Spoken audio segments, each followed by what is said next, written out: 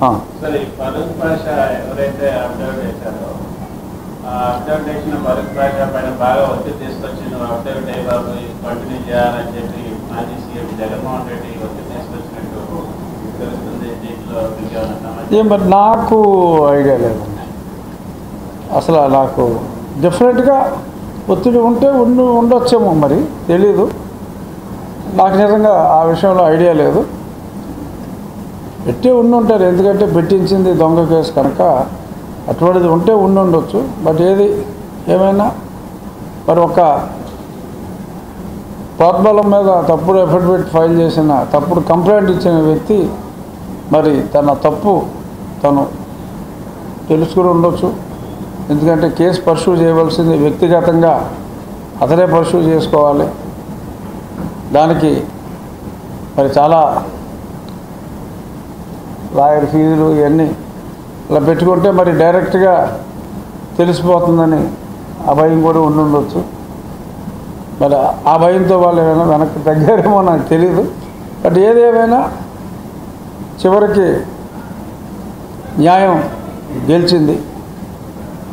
ఇందాక మిత్రుడు అరుణ్ అడిగింది అసలు నీ కస్టోడియల్ టార్చర్ కేసు ఏమైందని.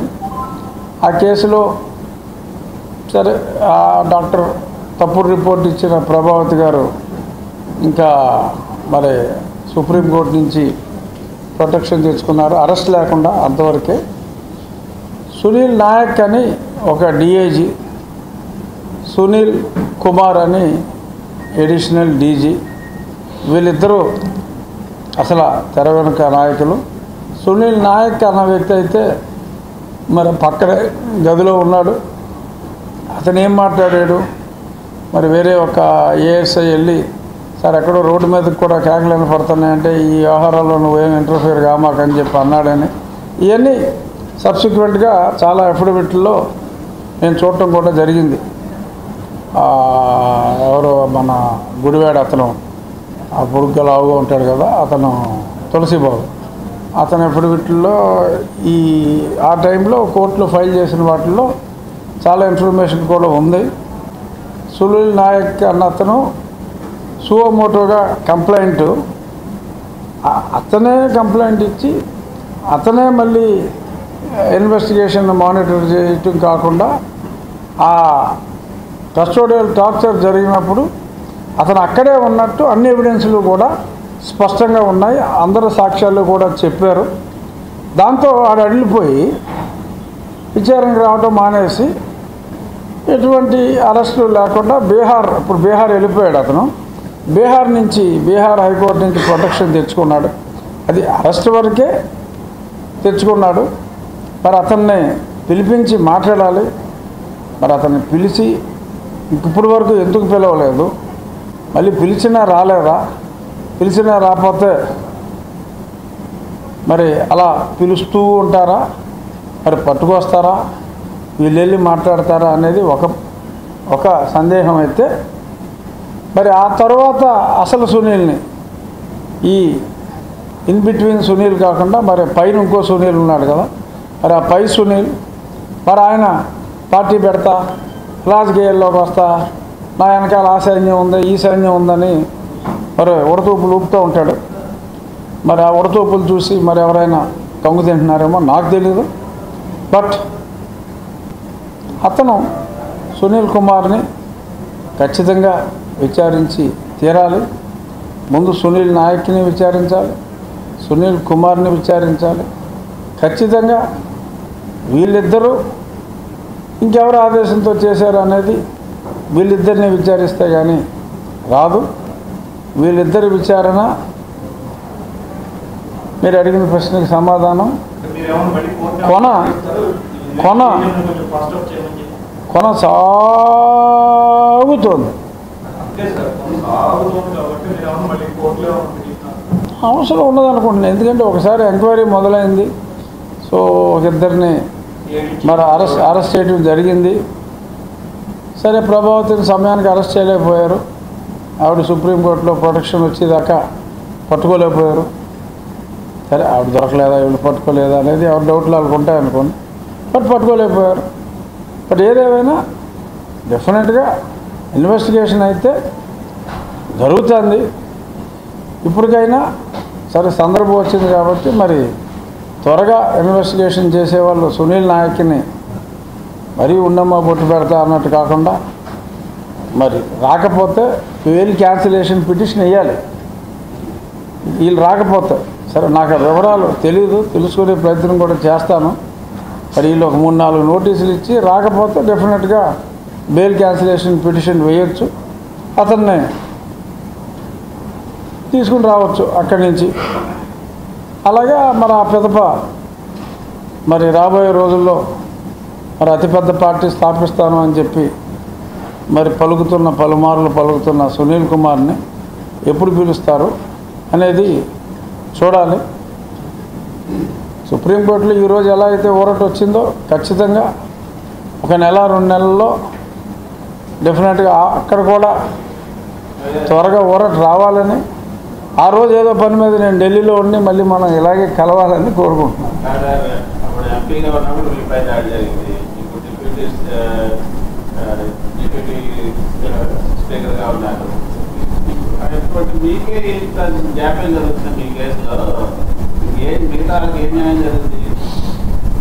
అంటే ఒక్కసారి కోర్టులకు వెళ్ళిన తర్వాత సమయం తీసుకుంటుంది. దానికి మరి ఓపిక అనేది చాలామందికి ఉండొచ్చు, కానీ మరి ఆ ఖర్చుల్ని తట్టుకునే మరి సామర్థ్యం అనేది చాలా కష్టం. అందుకనే మరి చాలామంది అప్పట్లో అన్యాయంగా ఎవరైతే కేసులు పెట్టబడ్డారో అప్పటి ప్రభుత్వంలో, ఎందుకంటే నేను పదజాలం ఇప్పుడున్న పదవి దృష్ట్యా చాలా పొదుపుగా వాడాలి. సో అప్పటి ప్రభుత్వం మరి చాలామంది మీద అన్యాయంగా నాలాగే అందరి మీద కేసులు పెట్టి ఉంది కాబట్టి వాళ్ళందరికీ ఇప్పటి ప్రభుత్వం డెఫినెట్గా మరి న్యాయ కోవిదులతో సంప్రదించి ఊరట కలిగించే ప్రయత్నంలోనే ఉన్నారని అనుకుంటున్నాను. అసలు ముందు అక్కడ దాకా వెళ్ళాలి కదా. అది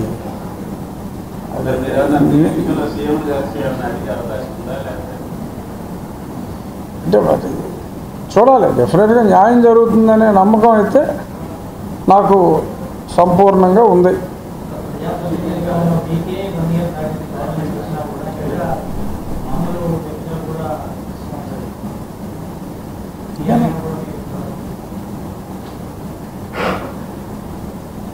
కరెక్టే. మరి నువ్వు నా గురించి బాధపడుతున్నావు, నేను నా గురించి బాధపడుతున్నాను, నాలాగే అందరూ ఉన్నారని బాధపడుతున్నాను. మరి కేసు రిజిస్టర్ చేశారు, అందుకే నేను చెప్పాను కదా సీరియస్గా చూద్దాం. మరి ఈ విఠల్భాయ్ పటేల్ గారు ఒక ఫస్ట్ భారతీయుడు అసెంబ్లీ ఆ రోజుల్లో మరి సెంట్రల్ లెజిస్లేటివ్ అసెంబ్లీ అనేది 1919 చట్టం ప్రకారం ఏర్పడిన తర్వాత ఇనీషియల్గా మరి విదేశీయులే ఉండేవారు ఆ ప్రెసిడెంట్ అంటే స్పీకర్ స్థాయిలో. మొట్టమొదటి ఎన్నిక కాబడిన వ్యక్తి సర్దార్ వల్లభాయ్ పటేల్ గారి అగ్రజుడు విఠల్భాయ్ పటేల్ గారు. ఆయన ఆ పదవి చేపట్టి మొన్న ఆగస్టు 22వ తారీఖుకి 100 సంవత్సరాలు పూర్తయిన సందర్భంగా ఆల్ ఇండియా స్పీకర్స్ అందరూ కూడా డిప్యూటీ స్పీకర్స్, కౌన్సిల్ ఉన్న రాష్ట్రాల్లో కౌన్సిల్ చైర్మన్లు, డిప్యూటీ చైర్మన్లు సమావేశం జరిగింది. ఆ సమావేశంలో అప్పట్లో ఆయన మరి పోరాడారు. ఏంటి, బ్రిటిష్ ప్రభుత్వం ఉన్నప్పుడు కూడా ఈ అసెంబ్లీ అంటే అప్పుడు అసెంబ్లీ అనేది నియమించుకునే అధికారం కానీ ఆ బడ్జెట్ అంతా కూడా ప్రతిదానికి ఆ ఎగ్జిక్యూటివ్ మీద ఆధారపడకుండా ఇండిపెండెన్స్ ఉండాలి అని చెప్పి ఆయన చాలా వరకు సాధించారు అప్పట్లో. మరి ఇప్పుడు అసెంబ్లీ 10 దినాలు తగ్గటం, మరి చాలా చోట్ల పార్లమెంట్ కూడా తొలి పార్లమెంట్ 135 రోజులు యావరేజ్ 52 నుంచి 57 మధ్యన ఉన్న భారతదేశ తొలి పార్లమెంటు 135 రోజులు యావరేజ్ సంవత్సరానికి సమావేశాలు జరిగినాయి. సరే కరోనా వచ్చింది కాబట్టి ఒక 2 సంవత్సరాలు తగ్గిన ఒక 55 నుంచి 57 రోజులు నేను లోక్సభలో ఉన్న 17వ లోక్సభలో కూడా జరిగింది. కానీ అసెంబ్లీ ఆంధ్రప్రదేశ్లో ఎగ్జాంపుల్కి చెప్తున్నా, అన్ని రాష్ట్రాల పరిస్థితి అలాగే ఉంది. ఉమ్మడి రాష్ట్రంగా మరి గతంలో ఉన్నప్పుడు 100 రోజులు కనీసం కంపల్సరీగా అసెంబ్లీ సమావేశాలు జరిగాయి. ప్రజలందరికీ అసెంబ్లీలో ఎవరేం మాట్లాడుకుంటున్నారో అప్పట్లో టీవీ ఛానల్ లేకపోయినా వార్తాపత్రికల ద్వారా స్పష్టంగా తెలిసేది ఏం బిల్లులు వచ్చినాయని. ఇప్పుడు భారతదేశంలోని ఎన్నో రాష్ట్రాల్లో, దాదాపు అన్ని రాష్ట్రాల్లో, ఒక తమిళనాడులో కొంచెం ఒక 50 రోజుల దాకా నడుస్తున్నట్టుగా తెలిసింది. మిగిలినవన్నీ 30-35 రోజులకే పరిమితం అవుతున్నాయి. ఆ పని దినాలు పెరగాలి, ఆర్డినెన్సులు రావడం తగ్గాలి, ప్రతి బిల్లు మీద చర్చ జరగాలి, ప్రజలకి వివరాలు తెలియాలి. శాసనసభ్యులు ఎంపికైన శాసనసభకు రాకుండా ఉండటం కూడా అది కరెక్ట్ కాదు. సభ్యులందరూ శాసనసభకు వచ్చి వారి వారి విధుల్ని నిర్వహించవలసిన బాధ్యత ఉంది. అది చూడవలసిన బాధ్యత శాసన సభాపతుల మీద ఉంది అన్నదాని మీద చాలామంది మాట్లాడటం జరిగింది. నేను కూడా మాట్లాడుతూ మరి అందరూ కూడా శాసనసభ పరిధినాలు పెరగాలి అంటున్నారు. మాకు ముందు వచ్చిన స్పెషల్ స్పీచ్ ఇచ్చిన కేంద్ర హోంశాఖ మంత్రులు అమిత్ షా గారు కూడా సభ ఎక్కువ రోజులు జరగాలి, వాదోపవాదాలు అనేది అవసరం, బ్యాలెన్స్డ్గా ఉండాలి అని ఆయన కూడా చాలా చక్కగా సభ జరగాలి, వాదోపవాదాలు ఉండాలి, కొట్లాట్లు ఉండకూడదు, వాదోపవాదాలు ఉండాలి అని చెప్పి ఆయన కూడా చెప్పడం జరిగింది. అందరూ కూడా ఒకే మాట మీద ఉన్నారు. రేపు బెంగళూరులో వచ్చి ఈ నెల 11, 12, 13 తేదీల్లో మళ్ళీ ఆల్ ఇండియా స్పీకర్ సమావేశం ఉంది. అప్పుడు ఒక ప్రపోజల్ మూవ్ చేయాలి. కనీసం పెద్ద రాష్ట్రాల్లో 60 రోజుల పాటు, నార్త్ ఈస్ట్ చిన్న రాష్ట్రాల్లో 40 రోజుల పాటు మినిమం పీరియడ్ ఉండేలాగా అవసరమైతే మరి చట్ట సవరణ కూడా చెయ్యాలేమో ఆలోచించి చేయాలి. అలాగే ప్రతి చిన్నదానికి రాష్ట్ర ప్రభుత్వం మీద ఆధారపడకుండా ఒక బడ్జెట్ అనేది అసెంబ్లీలకి సపరేట్గా ఉండాలి. చాలా చోట్ల స్టాఫ్ కొరత కూడా అసెంబ్లీలో ఎక్కువగా ఉంది. దానికి స్టాఫ్ని రిక్రూట్ చేసుకోవాలి అంటే ప్రభుత్వాల మీద డిపెండెన్స్ తగ్గాలి అని చెప్పి కూడా చాలామంది స్పీకర్స్ మాట్లాడటం జరిగింది. హిమాచల్ ప్రదేశ్ స్పీకర్ గారు, ఉత్తరప్రదేశ్ స్పీకర్ గారు కూడా చాలా గట్టిగా ఈ విషయం మీద మాట్లాడటం జరిగింది. సో డెఫినెట్గా రాబోయే రోజుల్లో శాసనసభల పరిదినాలు పెరుగుతాయి. సభలో అందరూ పార్టిసిపేట్ చేయాలి అనే దృక్పథం అయితే శాసన సభాపతులు అందరిలో అయితే వచ్చింది. మరి రేపు రాబోయే అసెంబ్లీ సమావేశాలు 18వ తారీఖు నుంచి సెప్టెంబర్ 18 నుంచి ఆంధ్రప్రదేశ్లో కూడా సమావేశాలు ఉంటాయి 10 రోజులకు పైగా. సో మరి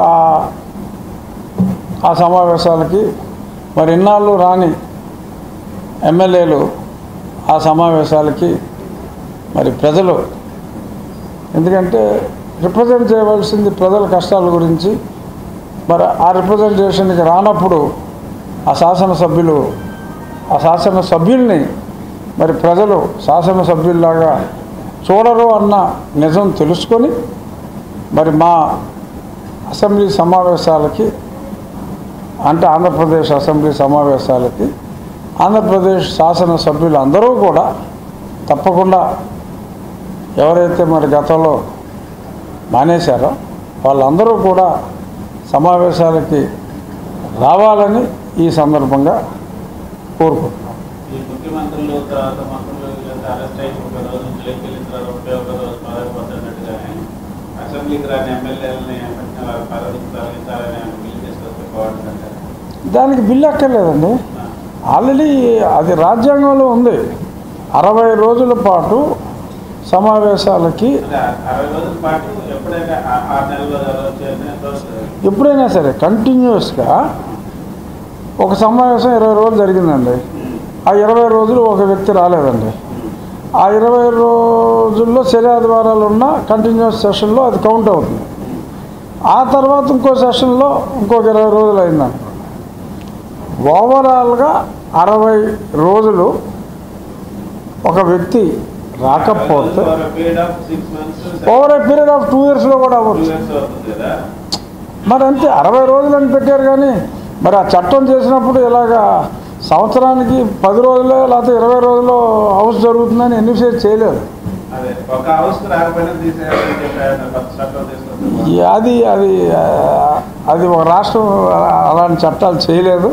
రాష్ట్రం కాదు, కేంద్రం తీసుకురావడానికి లేదండి. స్పీకర్ల సదస్సులో ఉన్న చట్టాలను ఫాలో అయితే సరిపోతుంది. ఉన్న చట్టాలను ఫాలో అయితే చాలు.